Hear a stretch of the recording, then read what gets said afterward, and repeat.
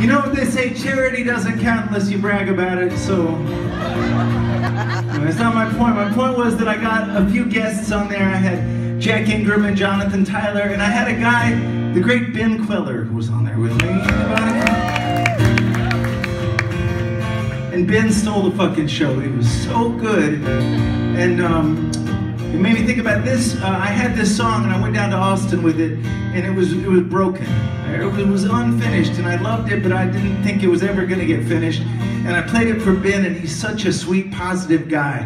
He's like, well, come on, man, just tell me what you think it's about. I don't know, man, I don't know. But he pushed and he pushed, and I started remembering all these memories about when my grandma got Alzheimer's and they had to put her in a home, and I loved her so much. And I went and I lived in the house that she'd always lived in while I was growing up, and I was just a fucking teenager. I didn't know what I was doing.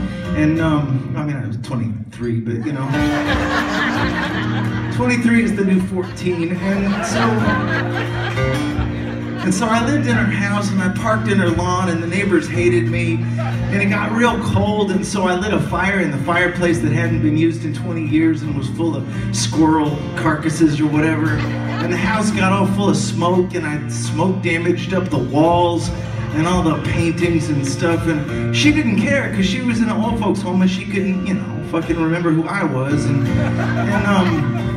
And it was this really weird, sweet time in my life, and I was trying to put it in a song without realizing it, and it took another person, in this case, this kind of magical little Texas guy, Ben Queller, and he kept just saying, no man, just write it, just sing it, sing more, sing more. And I ended up writing the longest song I'd ever written. It was like 4.5 minutes, but still, it was, compared to my normal, you know, Ramones 2.5-minute songs that I write, the fucking epic.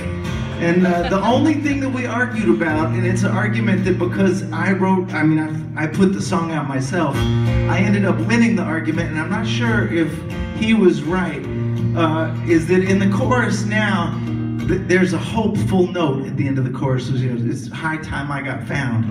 But in the chorus that he wanted, it said, I think it said, I'll never be found. It was something real fucked up. It was like, it was not a Hollywood ending. It was not a happy ending. And anyway, so I'll dedicate this song to the sweet little Ben Queller, the king of the happy endings.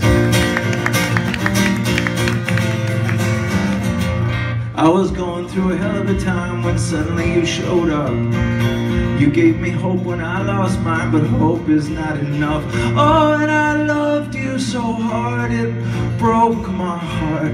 And you weren't like the rest till you left.